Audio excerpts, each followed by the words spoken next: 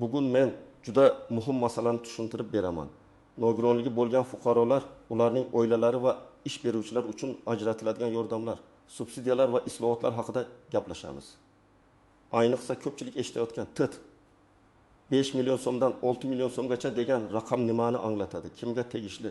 Kim bunga umid qilishi mumkin? Kim esa noto'g'ri tushunib qolmasligi kerak? Barchasini sodda tilda ochib beraman.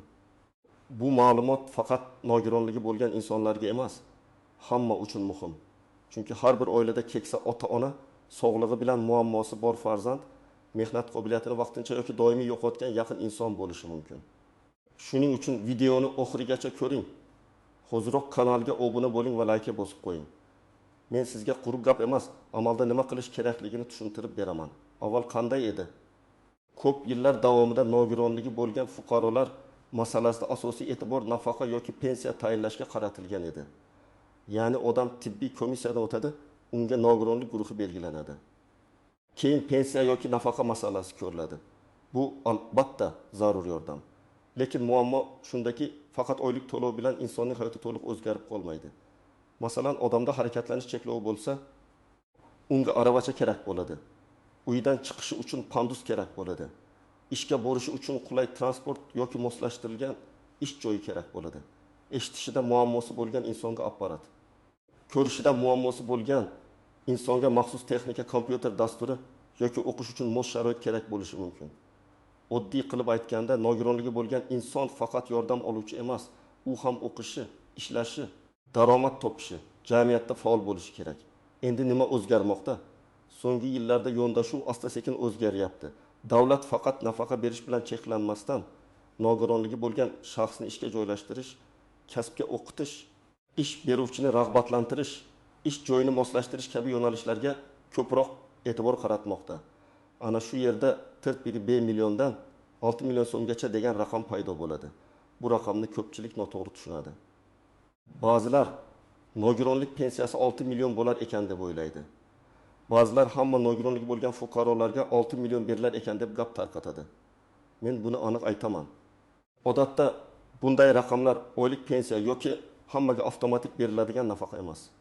Bu ko'pincha subsidiya, ya'ni ma'lum shart bajarilganda ajratilgan maqsadli yordam bo'ladi. Masalan, nogironligi bo'lgan shaxsni ishga olgan ish beruvchiga ish joyini moslashtirishga, maxsus joz olishga yoki bandlikni qo'llab-quvvatlashga beriladigan mablag' bo'lishi mumkin. Men eng muhim narsadan boshlayman. Har qanday to'lovning nomi, maqsadi va sharti bor. Agar biror joyda 6 million so'm beriladi deyilsa, birinchi savol shunday bo'lishi kerak: kimga beriladi? Nima uchun beriladi? Qaysi hujjat asosida beriladi? Va uni olish uchun qanday shart bajarilishi kerak? Nogironlik bo'yicha islohotlarda bir nechta yo'nalish bor. Birinchisi, nogironligi bo'lgan shaxslarning ijtimoiy himoyasi. Bunga pensiya, nafaqa, reabilitatsiya vositalari, tibbiy yordam, sanatoriy yo'llanmalari, protez ortopediya buyumlari kirishi mumkin. Ikkinchisi, bandlik, ya'ni insonning ishlashi uchun sharoit yaratish. Uchinchisi, ta'lim va kasbga tayyorlash. To'rtinchisi, ish beruvchiga beriladigan rag'bat. Beshinchisi, mahalla hokimlik, bandlik organlari, tibbiy ijtimoiy ekspertiza va ijtimoiy xizmatlar o'rtasidagi tizimni soddalashtirish. Birinchi misol, deylik, 28 yoshli yigitning oyog'ida jiddiy muammo bor. Unga nogironlik guruhi belgilangan. U kompyuterda ishlay oladi, lekin oddiy seks yoki og'ir jismoniy ishga yaramaydi. Oldin bunday odam ko'pincha uyda qolib ketardi. Chunki ish beruvchi unga alohida sharoit kerak. Men bosh og'riq qilib nima qilaman deb o'ylardi. Hozir esa davlat ish beruvchiga ma'lum miqdorda subsidiya ajratishi mumkin. Bu pul ish joyini moslashtirish, maxsus stol, kompyuter, kirish-chiqish sharoiti, xavfsiz mehnat muhiti yaratish uchun ishlatiladi. Agar ilgari bunday yordam 10 million so'm atrofida bo'lgan bo'lsa, hozir ayrim holatlarda 6 million so'mgacha yetishi mumkinligi aytiladi. Natijada ish beruvchi ham manfaatdor bo'ladi. Fuqaro ham faqat nafaqa bilan yashab qolmay, oylik daromad topadi. Ikkinchi misol, 35 yoshli ayol eshitishida muammo bilan yashaydi. U tikuvchilikni biladi, lekin ish topishda qiynaladi. Tikuv seksi uni ishga olmoqchi, ammo unga ish jarayonida ko'rsatmalarni vizual shaklida berish, xavfsizlik belgilarini moslashtirish, ba'zan maxsus qurilmalar kerak bo'ladi. Agar ish beruvchi shunday sharoit yaratishga rozilik bildirsa. Bandlik organlari orqali subsidiya masalasi ko'rilishi mumkin. Bu yerda pul ayolning qo'liga mana 6 million xohlaganingizga ishlating deb berilmaydi. Pulning maqsadi aniq ish joyini yaratish yoki moslashtirish. 3-misol. Oilada nogironligi bo'lgan farzand voyaga yetgan. U uyda o'tirib qolmasligi uchun kasb o'rganishi kerak. Masalan, grafik dizayn, telefon ta'miri, buxgalteriya, tikuvchilik, kompyuter savodxonligi yoki onlayn xizmat ko'rsatish. Islohotlarning yaxshi tomoni shundaki, endi masala faqat nafaqa oladimi yoki yo'qmi degan savol bilan cheklanmasligi kerak. To'g'ri yo'naltirilsa, bu farzand kelajakda o'zi pul topadigan mutaxassisga aylanishi mumkin. Davlat tomonidan kasbga o'qitish kurslari, bandlik markazlari orqali yo'llanmalar, ayrim hollarda o'qish xarajatlarini qoplash kabi mexanizmlar mavjud bo'lishi mumkin. 4-misol. Ish beruvchi 10 nafar xodim ishlaydigan kichik korxona egasi. U nogironligi bo'lgan bir fuqaroni ishga olmoqchi, lekin qonunchilik talablari, mehnat sharoiti, tekshiruvlar, hujjatlar ko'payib ketadimi deb qo'rqadi. Men ish beruvchilarga shuni aytaman. Agar hammasi qonuniy rasmiylashtirilsa, mehnat shartnomasi tuzilsa, ish joyi haqiqatan moslashtirilsa, bu xavf emas, aksincha imkoniyat. Siz ijtimoiy mas'uliyatli tadbirkor bo'lasiz, ishchi topasiz. Davlat qo'llab-quvvatlovidan foydalanishingiz mumkin. Lekin faqat qog'ozda ishga olib, amalda odam ishlamasa, bu katta xato bo'ladi. Endi kimlar bu mavzuga jiddiy qarashi kerak? Birinchi navbatda nogironlik guruhi bor fuqarolar va ularning oila a'zolari. Chunki siz faqat pensiya yoki nafaqa bilan cheklanib qolmasligingiz kerak. Sizda ishga joylashish, kasb o'rganish, reabilitatsiya vositalari olish, subsidiya dasturlaridan foydalanish imkoniyati bo'lishi mumkin. Ikkinchi toifa ish beruvchilar. Agar siz korxona, do'kon, sex, servis markazi, o'quv markazi yoki boshqa biznes yuritsangiz, nogironligi bo'lgan insonni ishga olish masalasini o'ylab ko'ring. Bu faqat savob ish emas, bu iqtisodiy jihatdan ham foydali bo'lishi mumkin, chunki ko'plab nogironligi bo'lgan insonlar intizomli, mas'uliyatli va uzoq muddat ishlashga tayyor bo'ladi. Ular uchun eng katta muammo imkoniyat eshigining ochilmasligi. 3-toifa mahalla faollari va hokim yordamchilari, chunki oiladagi vaziyatni eng yaqin biladigan tizim mahalla. Agar mahalla faqat bu oilaga nafaqa kerak deb ko'rsa, masala yarimta hal bo'ladi. Agar bu oilada ishlay oladigan odam bormi, unga qanday kasb mos, qaysi ish beruvchi bilan bog'lash mumkin deb yondashsa, natija ancha kuchli bo'ladi. Kimlar xavotir olmasligi kerak? Agar siz menga pensiya kamayib qoladimi, ishga kirsam nafaqamni olib qo'yishadimi deb qo'rqayotgan bo'lsangiz, avvalo shuni biling, har bir to'lovning o'z tartibi bor. Ishga kirish ayrim to'lovlarga ta'sir qilishi, ayrimlarga ta'sir qilmasligi mumkin. Shuning uchun mish-mish bilan qaror qilmang. Pensiya jamg'armasi, ijtimoiy himoya organlari yoki bandlik bo'limidan yozma yoki rasmiy javob oling. Ko'p odamlar aynan qo'rquv sabab imkoniyatdan voz kechadi. Endi eng nozik joylarga o'tamiz. Birinchi tuzoq, raqamni noto'g'ri tushunish. 6 million so'm degan gapni eshitgan odam darhol bu pul menga beriladi deb o'ylamasligi kerak. Ehtimol bu ish beruvchiga ajratiladigan subsidiya bo'lishi mumkin. Ehtimol bu ish joyini moslashtirish xarajatiga qaratilgan mablag'dir.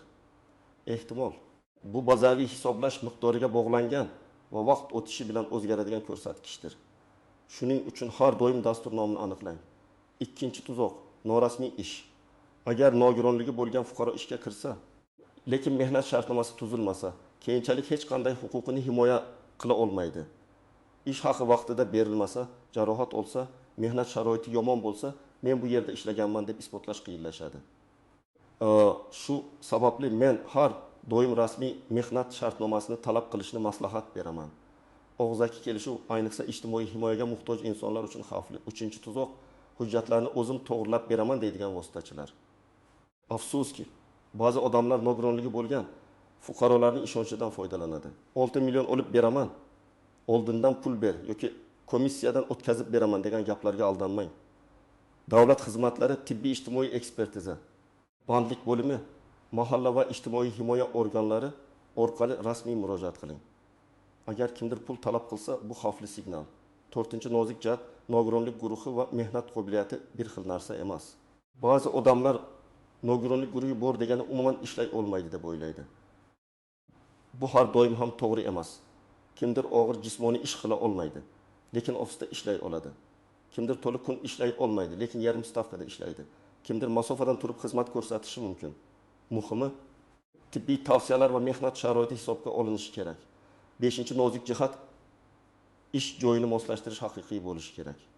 Masalan, aravachada yuradigan xodimni ikkinchi qavatdagi lifti yo'q binoga ishga olish mantiqsiz.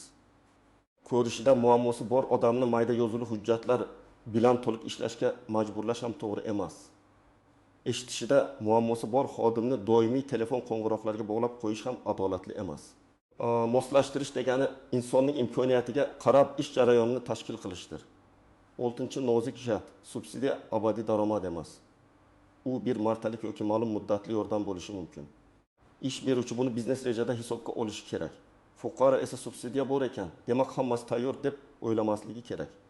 Eng barqaror daromad bu kasb, malaka va rasmiy ish. Endi eng muhim qism, siz nima qilishingiz kerak? Men buni bosqichma-bosqich tushuntiraman. Birinchi qadam, o'z holatingizni aniq yozib chiqing. Sizda nogironlik guruhi bormi? Muddat qachongacha? Qanday tibbiy cheklovlar bor? Qaysi ishlarni qila olasiz, qaysi ishlar mumkin emas? Masalan, uzoq tik turib ishlay olmayman, lekin kompyuterda 4-5 soat ishlay olaman yoki og'ir yuk ko'tara olmayman, lekin tikuv mashinasida ishlayman deb aniq yozing. Ikkinchi qadam, hujjatlarni tayyorlang. Odatda sizga pasport yoki ID karta, nogironlikni tasdiqlovchi ma'lumotnoma, tibbiy tavsiyalar, mehnat daftarchasi yoki avvalgi ish tajribasi haqidagi ma'lumotlar, diplom yoki kurs sertifikatlari, agar mavjud bo'lsa, reabilitatsiya dasturi kerak bo'lishi mumkin. Ish beruvchi uchun esa korxona hujjatlari, xodim bilan tuziladigan mehnat shartnomasi, ish joyini moslashtirish bo'yicha smeta yoki asoslantirish talab qilinishi mumkin. 3-chi qadam, mahallaga va bandlik bo'limiga murojaat qiling. Menga yordam kerak deb umumiy aytmang, aniq yozing. Men nogironligi bo'lgan shaxs sifatida ishga joylashish, kasbga o'qish yoki ish joyini moslashtirish bo'yicha davlat qo'llab-quvvatlovidan foydalanmoqchiman. Menga mavjud dasturlar, subsidiya shartlari va kerakli hujjatlar ro'yxatini yozma ravishda berishingizni so'rayman. Mana shunday murojaat natija beradi. 4-chi qadam, agar ish beruvchi topilgan bo'lsa, uni ham rasmiy tartibga chaqiring. Ish beruvchi kelavering, keyin ko'ramiz desa, shoshilmang. Mehnat shartnomasi, lavozim, ish vaqti, ish haqi, sinov muddati, mehnat sharoiti aniq bo'lsin. Agar subsidiya kerak bo'lsa, ish beruvchi bandlik organlari bilan bog'lanib, qaysi xarajatlar qoplanishini oldindan bilib olsin. 5-chi qadam, yozma javob oling. Telefon orqali aytilgan gap ertaga unutiladi. Rasmiy ariza topshirsangiz sizda hujjat qoladi. Davlat xizmatlari markazi, mahalla, bandlik organi yoki tegishli tashkilotga murojaat qilganda arizangiz ro'yxatdan o'tganiga ishonch hosil qiling. Imkon bo'lsa, arizaning nusxasini saqlang. 6-chi qadam, kasbga o'qishni jiddiy ko'ring. Men ko'p oylarda bitta xatoni ko'raman. Ular faqat yordam puli haqida o'ylaydi. Lekin uzoq muddatli yechim kasb. Masalan, uyda o'tirgan nogironligi bo'lgan inson kompyuter savodxonligini o'rgansa, oddiy dizayn, matn terish, onlayn savdo, tarjima, buxgalteriya, SMM, tikuvchilik, qandolatchilik yoki telefon ta'mir orqali daromad topishi mumkin. Buning uchun albatta katta shahar kerak emas. Internet, mahalliy kurslar va bandlik dasturlari imkoniyat beradi. 7-chi qadam, huquqingiz buzilsa, jim qolmang. Agar sizdan noqonuniy pul so'rashsa, arizangizni qabul qilishmasa, siz baribir ishlay olmaysiz deb kamsitsa yoki ish joyida sharoit yaratishmasa, yuqori tashkilotlarga murojaat qiling. Mehnat huquqlari, ijtimoiy himoya va nogironligi bo'lgan shaxslarning huquqlari qonun bilan himoyalangan. Eng muhimi, hammasini yozma shaklda qoldiring. Ish beruvchilar uchun alohida aytaman. Nogironligi bo'lgan insonni ishga olishdan oldin uning cheklovlarini emas, imkoniyatlarini ko'ring. Masalan, mijozlar bilan yuzma-yuz gaplashish qiyin bo'lgan odam hujjatlarni tartibga solishda zo'r bo'lishi mumkin. Uzoq yura olmaydigan odam kompyuterda juda yaxshi ishlashi mumkin. Eshitishida muammosi bor xodim vizual ishlab chiqarish jarayonida juda diqqatli bo'lishi mumkin. To'g'ri joyga to'g'ri odam qo'yilsa ham korxona yutadi. Ham insonning hayoti o'zgaradi. Bugungi mavzuda eng asosiy fikr shuki, dad 1 milliondan 6 million so'mgacha degan raqamni eshitganda uni avtomatik pensiya yoki hammaga tarqatiladigan pul deb tushunmang. Bu ko'pincha nogironligi bo'lgan fuqarolarni ishga joylashtirish, ish joyini moslashtirish yoki bandlikni qo'llab-quvvatlash bilan bog'liq maqsadli yordam bo'lishi mumkin. Eng to'g'ri yo'l rasmiy manbadan shartlarni aniqlash, hujjatlarni tayyorlash va yozma murojaat qilish. Men sizga shuni tavsiya qilaman. Agar oilangizda nogironligi bo'lgan inson bo'lsa, bugunoq uning imkoniyatlarini baholang. U nima qila oladi? qanday kasb o'rganishi mumkin? Qaysi ish sharoiti unga mos? Mahalla, bandlik bo'limi va ijtimoiy himoya organlariga aniq savol bilan boring. Agar siz ish beruvchi bo'lsangiz, bunday fuqarolarni ishga olish orqali nafaqat jamiyatga foyda keltirasiz, balki o'z biznesingiz uchun ham mas'uliyatli xodim topishingiz mumkin. Izohlarda yozing. Sizning hududingizda nogironligi bo'lgan fuqarolar uchun ish topish, subsidiya olish yoki hujjat tayyorlash jarayoni qanday ketmoqda? Qanday muammolarga duch kelyapsiz? Videoni foydali deb bilsangiz, like bosing, yaqinlaringizga yuboring va kanalga obuna bo'ling.